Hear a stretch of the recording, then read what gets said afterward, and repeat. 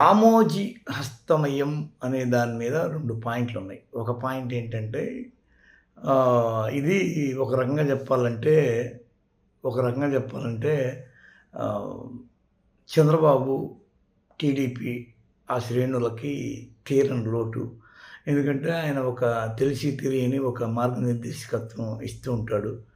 దాని ద్వారానే ఆయన వీళ్ళని అనుకూలంగా నడిపిస్తూ ఉంటాడనే పేరుంది. లాస్ట్‌లో కూడా ఆయన ఇచ్చిన మెసేజ్ ఏంటంటే, ఎన్నికల ముందు ఈ అరాచకాల పాలనని అంతం చేయాల్సిన సమయం వచ్చింది అని పిలుపునిచ్చి ఒక శ్రేణుల్ని ఆంధ్రప్రదేశ్ ప్రజానీకాన్ని అలర్ట్ చేసి ఉవ్వెత్తున ఇది చేసిన పరిస్థితి ఉంది. ఈ క్రమంలో రామోజీరావు యొక్క పాత్ర చాలా పెద్దది. ఇప్పుడు రెండో పాయింట్ ఏంటంటే, రామోజీ ఎప్పుడైతే చనిపోయాడో ఈ కొన్ని రోజులు సంతాప దినాలుంటాయి 11 రోజులు. ఎందుకంటే ఎవరికి అవునన్నా కాదన్నా ఆయన చంద్రబాబు నాయుడుకి ఆత్మబంధువు. ఈ క్రమంలో ఆయన మరణం అనేది సంతాప సమయం కాబట్టి ఇక్కడ ఇప్పుడు చేస్తున్న దాడులు, అరాచకాలకి కొద్దిగా విరామం ఇయ్యాల్సిన పరిస్థితి ఉంటది. ఇంకొక అద్భుతమైన పరిస్థితి ఏంటంటే 12వ తేదీకి ప్రమాణ స్వీకారాన్ని పొడిగించడం. అంటే సుమారు వారం పాటు గ్యాప్ పెట్టడం. 4వ తేదీ రిజల్ట్ తీశాక వెంటనే 8, 9కో చేసేస్తాడు అనే పేరుంది. ఆ తర్వాత మళ్ళీ 4 రోజులు ఎక్స్‌టెన్షన్ వచ్చింది. దాని అర్థం ఏంది అంటే ప్రమాణ స్వీకారానికి ఆ సమయాన్ని పెంచడము యొక్క అర్థం ఏంటంటే వీళ్ళకి అవకాశం ఇవ్వడం. ఎవరికి? ఈ శ్రేణులకి, టీడీపీ శ్రేణులకి ఎక్కడ పడితే అక్కడ నిన్న కూడా వల్లభనేని వంశీ ఇంటి మీద దాడి, ఎవరి కార్లంటే వాళ్ళ కార్లు ధ్వంసం చేయడం ఇలాంటివి జరిగినాయి. ఇంకా చాలా చాలా ఊళ్ళల్లో ఇప్పటివరకు కట్టిన దిమ్మలు, ఇప్పటివరకు పెట్టిన బోర్డులు, ఇప్పటివరకు జగన్మోహన్ రెడ్డి కనిపించిన ఫ్లెక్సీలు ఎవ్రీథింగ్ తీసి వదిలిపడేస్తున్నారు. దీనిలో భాగంగా వీళ్ళు ఇది ఒక నిరంతరాయమైన ప్రక్రియ. అదేదో చెప్తారే, ఒక్కసారిగా ఆ గుర్తులు లేకుండా చేసేద్దామన్న తీవ్ర ఆలోచన చేస్తున్నారు. ఎవరు? టీడీపీ తెలుగు తమ్ముళ్ళు, టీడీపీ శ్రేణులు ఒక ముఠా కింద కట్టి ఊరూరా గ్రామాన గర్భవతులను కూడా వదలకుండా విధ్వంసం సృష్టిస్తున్నారు. ఒక కుర్రాడికైతే పాపం ఫేస్బుక్ సోషల్ మీడియా కన్వీనర్ వైసీపీకి అతని చేతులు కూడా తీసేశారు అన్న పేరుంది. ఇకపోతే ఒక అతను సూసైడ్ చేసుకున్నాడు. గుడివాడ మాజీ ఎమ్మెల్యే కొడాలి నాని కూడా ఎవరికో పోయి పరామర్శించిన పరిస్థితులు ఉన్నాయి. అంటే ఆంధ్రప్రదేశ్ ఒక రణరంగంగా కనిపిస్తున్న ఒకానొక భయానకమైన వాతావరణ పరిస్థితుల్లో రామోజీ అస్తమయం నిజంగా నెత్తిన పాలు పోసినట్టు అయిపోయింది. ఎవరికి? వైసీపీ శ్రేణులకు. ఈ వారం 10 రోజులు సంతాప దినాలుగా ప్రకటించిన సందర్భంగా దానితోడు ఆయన నడిబొడ్డున పుట్టాడు గుడివాడ. ఎక్కువ అల్లర్లు జరిగేవి ఇక్కడే జరుగుతాయి. ఎందుకు అంటే ఈ ప్రాంతంలో కమ్మ సామాజిక వర్గం చాలా బలంగా ఉంటుంది. వాళ్ళ ప్రభావం అనేది ఇక్కడి నుంచే మొదలవుద్ది. ప్రాభవం.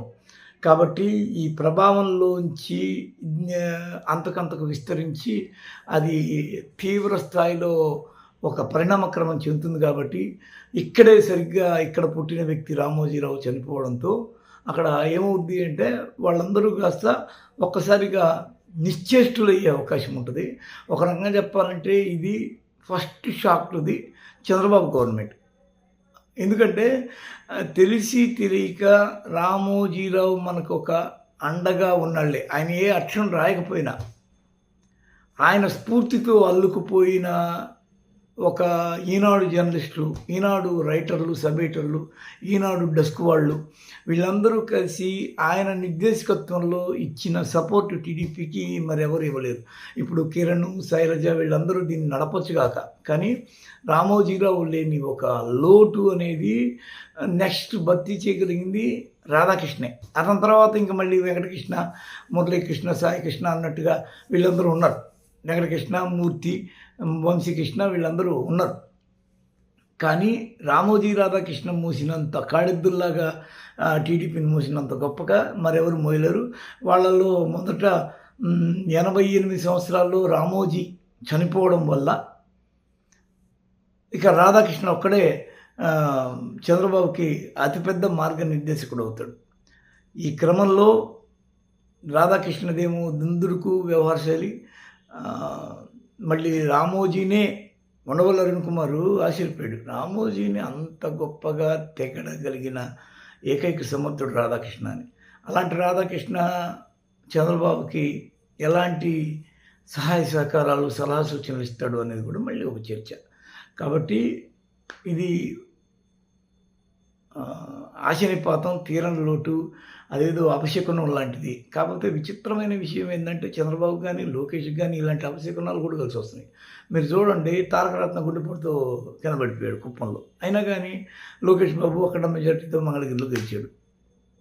ఇది ఇప్పుడు ఇలాంటి ఇది ఒక రకంగా చెప్పాలంటే అదొక షాకింగ్ ఎలిమెంట్. కానీ చంద్రబాబు మైండ్‌కి ఇలాంటి షాకింగ్ ఎలిమెంట్స్ తీసుకోవడం, వాటిని పోయి ఆయన తీవ్రంగా ఫీల్ అవ్వడము, అరే! నాకేదో అయిపోయింది అని అనుకోవడం ఆయనకి జరగలేదు. ఇలాంటి పెద్ద పెద్ద మేరునగధీరులందరూ ఆయన చాలామంది ఆయన్ని వదిలి వెళ్ళిపోయారు. అయినా గానీ ఆయన ఇంకా తన రాజకీయ ప్రస్థానాన్ని మున్ముందుకే తీసుకెళ్ళిపోతున్నాడు. ఈ రోజున 4వసారి కూడా ప్రమాణ స్వీకారం చేస్తుండడం అనేది ఒక రకంగా చెప్పాలంటే అది కెరీర్‌లోనే టాప్ ట్రాక్ రికార్డు. ఇప్పుడు మనం కోరాల్సింది, ఆశించేది ఏంటంటే దాడులు ఈ వారం 10 రోజులు ఆగాలి. ఆగుతున్నాయని కూడా ఆశించాలి. అదే జరగడం ఇటు రాష్ట్ర ప్రజలకి, అటు వైసీపీకి కావచ్చు, టీడీపీ శ్రేణులకు కావచ్చు, ఇవన్నీ కేసులు కూడా అవుతాయి. ఈయన ఉద్దేశ్యం ఏంటంటే ఆపద్ధర్మ ముఖ్యమంత్రిగా జగన్ ఉన్నాడు కాబట్టి ఈ కేసులన్నీ ఆయన ఖాతాలో పడిపోతాయని. అది తప్పు. ప్రజలు అన్నీ చూస్తున్నారు. రేపు నీకు కూడా ఇలాంటిదే ఉంటుందనేది ఒక హెచ్చరికగా తీసుకోవాలి.